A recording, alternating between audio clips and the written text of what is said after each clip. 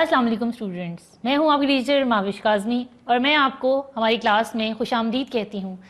Students, हम इस class में केमिस्ट्री का सब्जेक्ट पढ़ रहे हैं जो कि 9th क्लास से बिलोंग करती है और हम आज जिस चैप्टर की बात करने जा रहे हैं वो आपका चैप्टर नंबर 7 का रिमेनिंग पोर्शन है जो कि ताल्लुक़ रखता है इलेक्ट्रोकेमिस्ट्री से। तो स्टूडेंट्स, इलेक्ट्रोकेमिस्ट्री के बारे में हमने डिफरेंट टर्मिनोलॉजीज, उसके मेजर कॉन्सेप्ट्स के बारे में बात की। आज हम इलेक्ट्रोकेमिस्ट्री की इंडस्ट्रियल एप्लीकेशंस के बारे में बात करेंगे।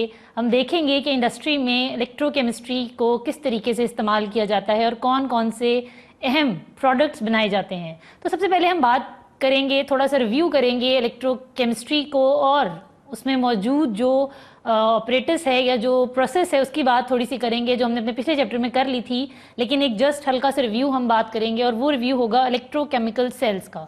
तो स्टूडेंट्स, इलेक्ट्रोकेमिकल सेल्स के बारे में बात करते हैं। इलेक्ट्रोकेमिकल सेल जो है वो एक मुकम्मल सेल होता है जिसके अंदर बैटरी कनेक्ट होती है। इलेक्ट्रोकेमिकल सेल्स में नॉन स्पॉन्टेनियस रिएक्शन, वो रिएक्शन जो खुद ब खुद नहीं होता बल्कि इलेक्ट्रिक करंट की वजह से वो रिएक्शन शुरू होता है और फिर कोई फाइनल प्रोडक्ट हमारे पास आती है।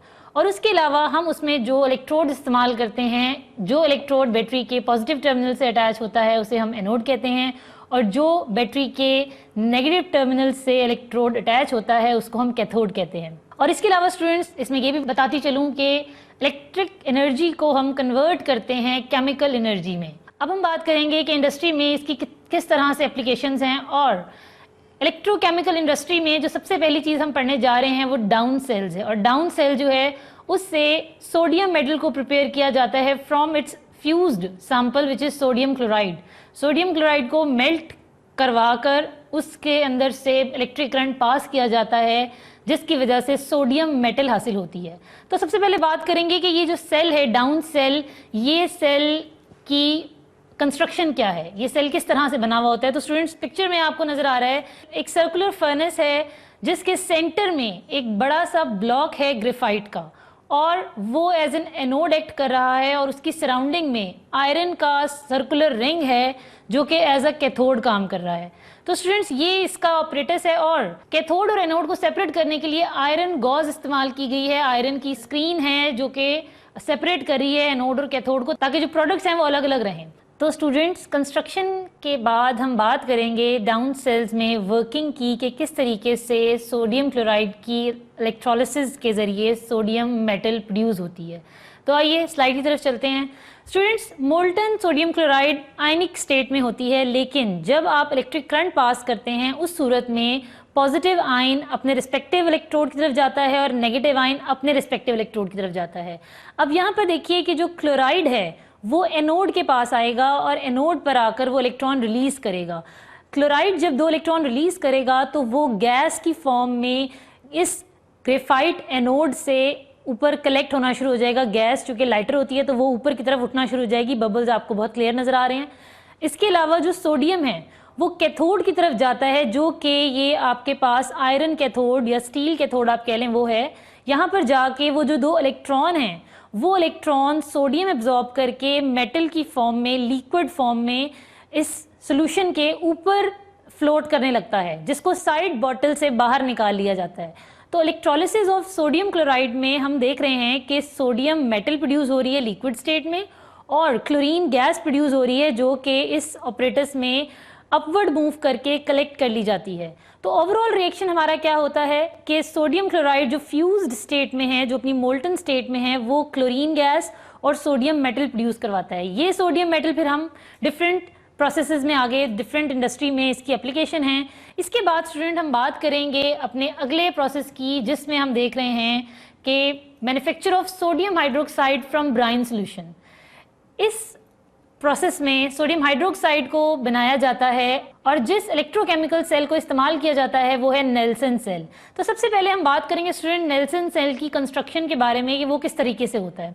जैसे कि आपको स्लाइड पे नजर आ रहा है कि ये एक स्टील टैंक होता है जिसके अंदर ग्रेफाइट एनोड सेंटर में सस्पेंड होती है यू ट्यूब के और यू ट्यूब के जो एजेस हैं वहाँ पर आयरन कैथोड होती है और परफोरेटेड, मतलब उसमें सुराख होते हैं।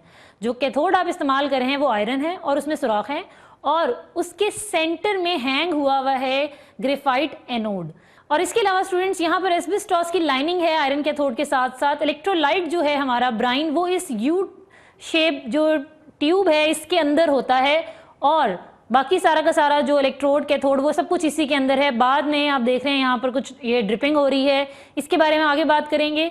अब हम बात करते हैं इसकी वर्किंग के बारे में। वर्किंग के बारे में बात करने से पहले मैं आपको ये बता दूं कि सोल्यूशन के अंदर 4 आइंस हैं हमारे पास, और वो कौन कौन से हैं? क्लोराइड आइन है, सोडियम आइन है, हाइड्रोक्साइड आइन है एंड हाइड्रोजन आइन है। इसका मतलब है हमारे पास 2 पॉजिटिव और 2 नेगेटिव आइंस हैं।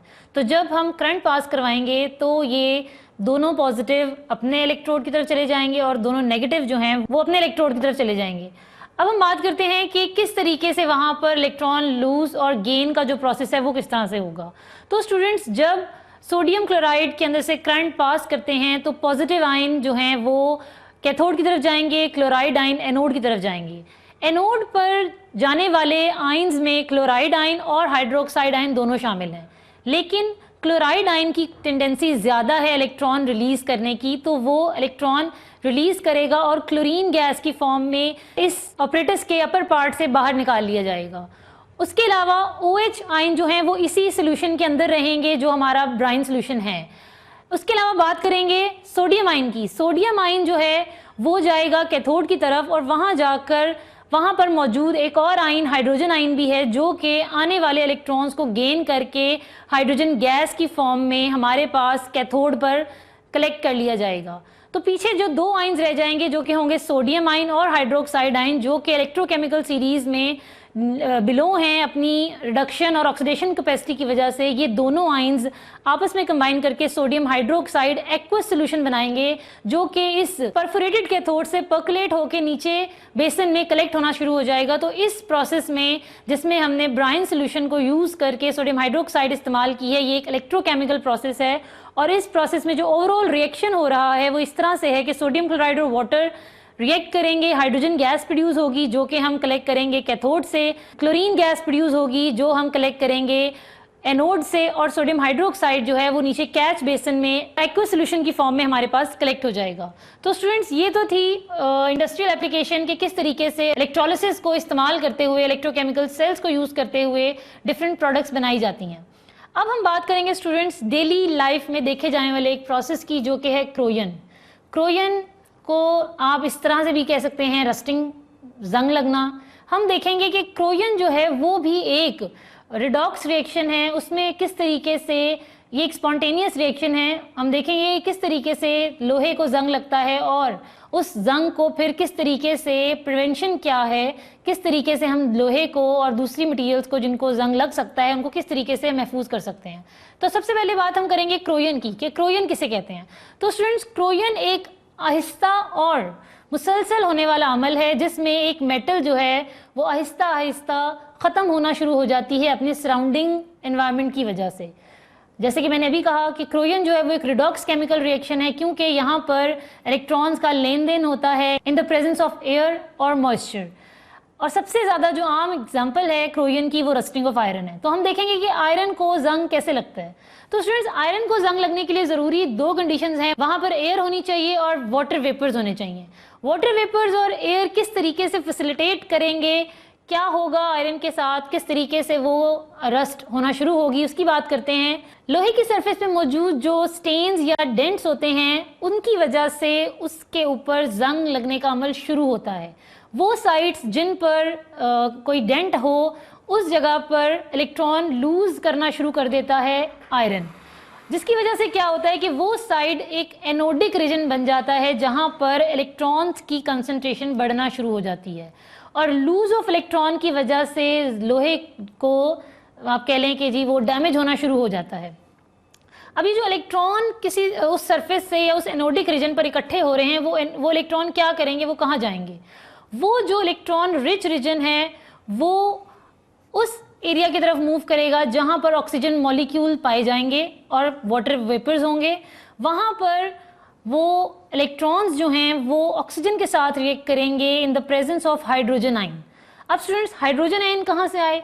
हाइड्रोजन आयन आते हैं कार्बोनिक एसिड से। और कार्बोनिक एसिड कैसे बनता है? हवा में मौजूद कार्बन डाइऑक्साइड और वाटर वेपर्स की वजह से कार्बोनिक एसिड बनता है जो कि वीकली आयनाइज हो जाता है और उसमें से हाइड्रोजन आयन निकलते हैं। तो ये इलेक्ट्रॉन, हाइड्रोजन आयन और ऑक्सीजन जो कि हवा में प्रेजेंट है, ये तीनों जब इकट्ठे होते हैं तो वहाँ पर और वाटर मॉलिक्यूल बनना शुरू हो जाते हैं और नमी इकट्ठी होना शुरू हो जाती है, जिसकी वजह से क्या होता है कि जो आयरन एटॉमिक स्टेट में होता है उस लोहे के टुकड़े के अंदर, वो आयरन फिर फर्दर उन हाइड्रोजन आयन और ऑक्सीजन से रिएक्ट करके हमारे पास और ज़्यादा आयरन के आयन्स प्रोड्यूस होना शुरू हो जाते हैं।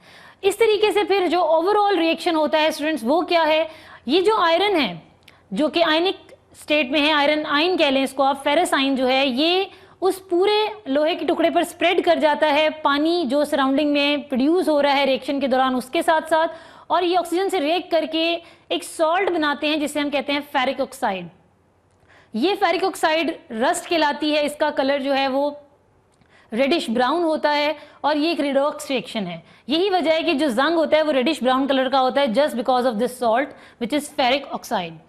इसके बाद हम बात करेंगे कि क्रोयन को हम किस तरीके से रोक सकते हैं, कौन कौन से मेथड्स हैं जिनसे हम बचा सकते हैं लोहे को जंग लगने से। उनमें से पहला मेथड ये है कि स्टेन रिमूवल की जाए, रिमूवल ऑफ स्टेन्स। लोहे की सरफेस के ऊपर मौजूद जो धब्बे हैं उनको ख़त्म किया जाए, और उनको ख़त्म कैसे कर सकते हैं, उनको साफ किया जाए। ये एक तरीकाकार है जिससे हम लोहे को बचा सकते हैं। दूसरा मेथड स्टूडेंट्स जो प्रिवेंशन ऑफ क्रोयन में आता है वो है पेंट। आप लोहे की सरफेस को पेंट अगर कर देंगे तो भी आप उसको बचा रहे हैं जंग लगने से। इसके अलावा एक और मेथड है जिसे कहते हैं अलॉइंग। अलॉइंग क्या होता है जी, होमोजेनस मिक्सचर होता है जिसमें आप एक मेटल के साथ दूसरी मेटल या कोई नॉन मेटल मिक्स करते हैं ताकि उस चीज़ को जिसको जंग लगने के चांसेस ज़्यादा हैं उसको बचाया जा सके क्रोयन से जंग लगने से। तो जो अलॉइंग ऑफ आयरन है, लोहे का जो अलॉय बनाया जाता है वो बहुत इस तरह से सक्सेसफुल काम है ये एक, जिसकी वजह से हम इस तरीके से हम रस्टिंग से बचा सकते हैं लोहे को।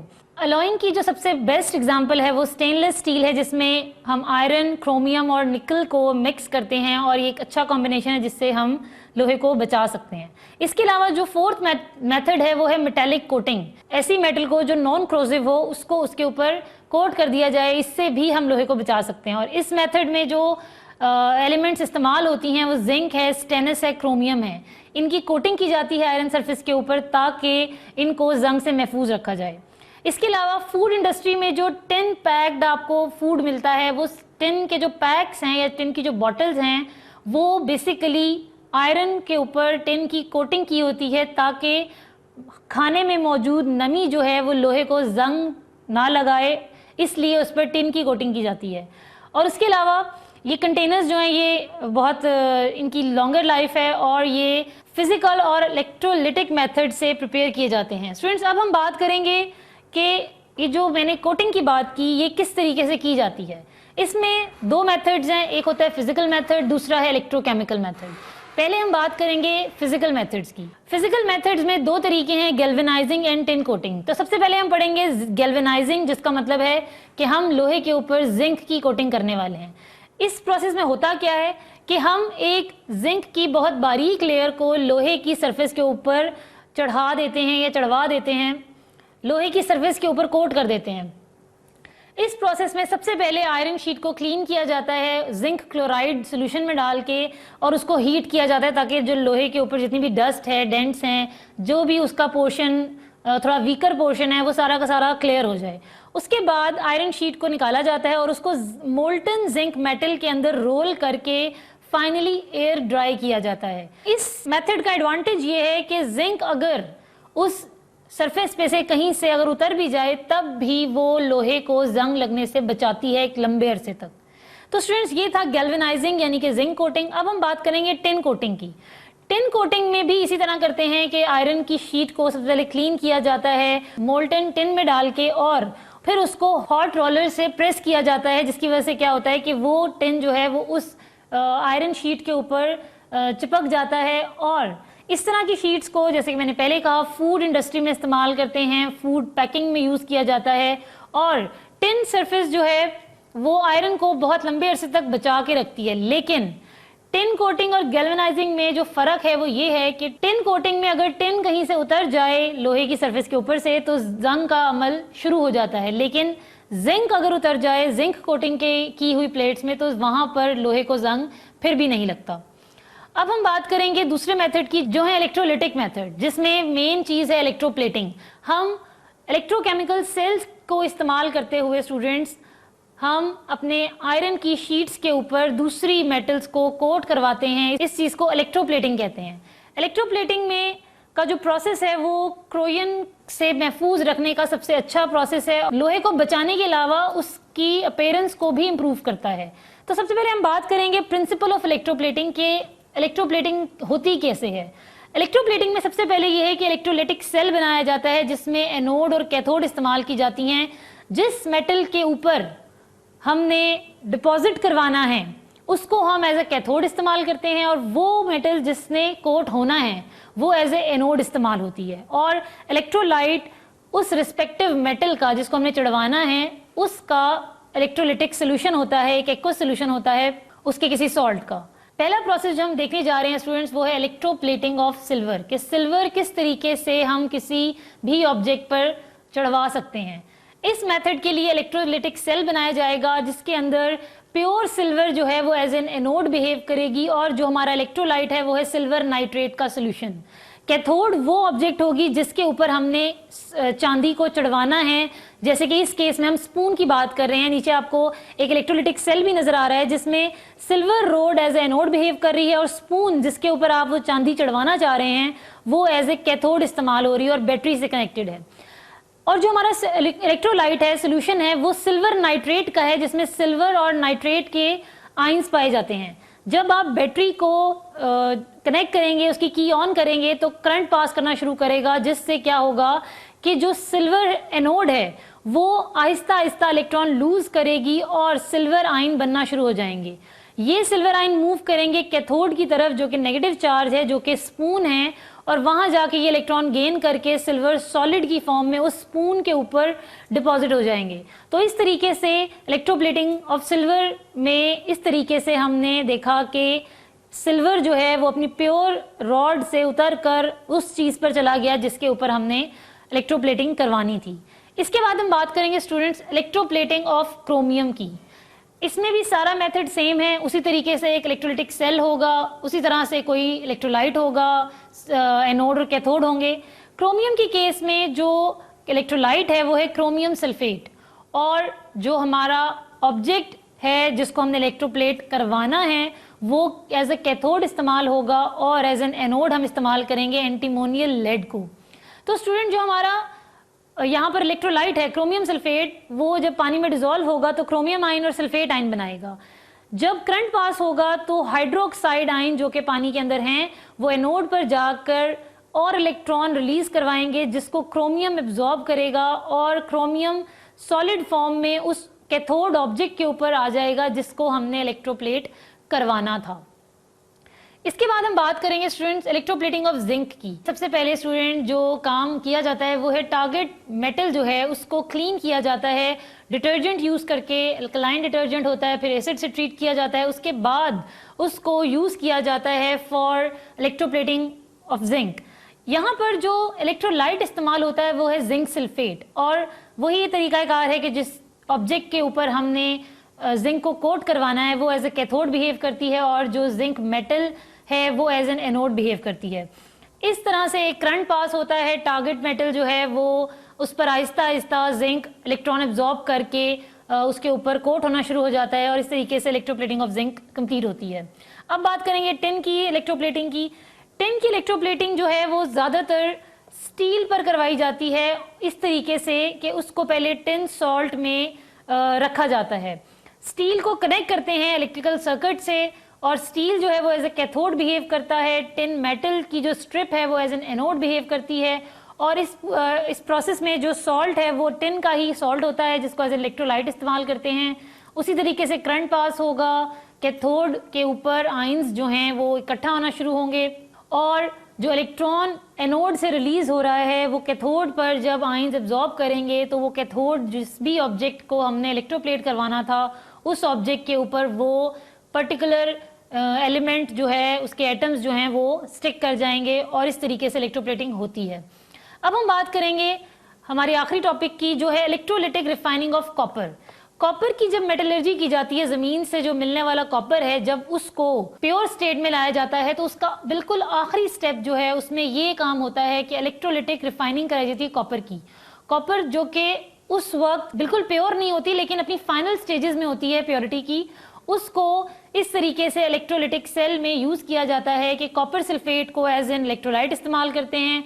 इम्प्योर कॉपर जिसको मेटलर्जी में से के थ्रू जिसको मेटलर्जी के थ्रू बनाया गया था इम्प्योर कॉपर को, उसको एज ए एनोड इस्तेमाल करते हैं, और जो आपका प्योर कॉपर का एक स्ट्रिप है उसको एज अ कैथोड इस्तेमाल करते हैं। तो क्या होगा students, by the time impure copper में से जैसे जैसे करंट पास होगा इम्प्योर कॉपर यहाँ पर खत्म होना शुरू हो जाएगी और जो प्योर कॉपर है उसकी थिकनेस बढ़ती चली जाएगी, क्योंकि कॉपर आयन यहाँ से डिजोल्व होकर पानी में आएंगे, पानी से डिजोल्व होकर इसके इर्द गिर्द आ जाएंगे, बाहर से इलेक्ट्रॉन पहुंचेगा और यहाँ पर वो आयंस जो हैं वो एटम की स्टेट में आकर यहाँ पर इसके ऊपर डिपॉजिट हो जाएंगे। तो इस तरीके से student electrolytic refining of copper की जाती है। और जो रिएक्शंस अभी मैंने आपको बताए वो यहाँ पर मैंने दोबारा उसके बारे में बात कर देते हैं कि कॉपर जो इम्प्योर स्टेट में है वो अपने इलेक्ट्रॉन लूज करेगी और कॉपर आयन की फॉर्म में सोल्यूशन के अंदर आना शुरू हो जाएगी, और ये कॉपर आयन सोल्यूशन के अंदर से होते हुए अपने कैथोड की तरफ चले जाएंगे। कैथोड पर इलेक्ट्रॉन्स रिसीव करेगा ये कॉपर आयन और ये कॉपर सॉलिड फॉर्म में कॉपर स्ट्रिप के ऊपर मजीद इकट्ठा होना शुरू हो जाएगा। तो स्टूडेंट्स, ये थी हमारी इलेक्ट्रोकेमिस्ट्री और हमने देखा कि इलेक्ट्रोकेमिस्ट्री की बेसिक डेफिनेशंस क्या थी। हमने इस चैप्टर को 2 पोर्शंस में डिवाइड करके पढ़ा है, जिसमें पहले में हमने पढ़ा था कि किस तरीके से इलेक्ट्रोकेमिस्ट्री के अंदर डिफरेंट कॉन्सेप्ट्स होते हैं। हमने इसमें स्पॉन्टेनियस, नॉन स्पॉन्टेनियस रिएक्शंस के बारे में पढ़ा, हमने इसके अंदर इलेक्ट्रोलिटिक सेल, गैल्वेनिक सेल के बारे में पढ़ा, और फिर हमने ये देखा कि किस तरीके से ये इलेक्ट्रोकेमिकल सेल्स जो हैं वो इंडस्ट्री में इस्तेमाल होते हैं। तो स्टूडेंट्स, हमने अपना ये चैप्टर 2 पोर्शंस में डिवाइड करके आज ख़त्म किया है। इसके अंदर बहुत बेसिक कॉन्सेप्ट्स थे इलेक्ट्रोकेमिस्ट्री के, जो कि पेपर पॉइंट ऑफ व्यू से भी बहुत इंपॉर्टेंट हैं। ऑक्सीडेशन रिडक्शन की 3 डेफिनेशंस अलग अलग तरीके से विद एग्जांपल्स हैं। ऑक्सीडेशन स्टेट्स थी, हमने एग्जांपल्स भी करके देखी। हमने रिएक्शंस में साइमल्टेनियसली ऑक्सीडेशन और रिडक्शन और रिड्यूसिंग और ऑक्सीडाइजिंग एजेंट की बात की, और हमने ये देखा कि किस तरीके से इंडस्ट्री में इस काम से फ़ायदा उठाया जाता है। आई होप स्टूडेंट्स आपको इस चीज़ की समझ आई होगी और जज्बा तालीम की इस काविश को आप ज़रूर सराहिएगा। और किस तरीके से आप हमें अप्रिशिएट कर सकते हैं वो ये है कि आप अपनी स्टडीज़ को और अच्छे तरीके से करें, इसमें इम्प्रूवमेंट लेकर आएँ, और इसके साथ ही अपनी टीचर को इजाज़त दीजिए। अल्लाह हाफिज़।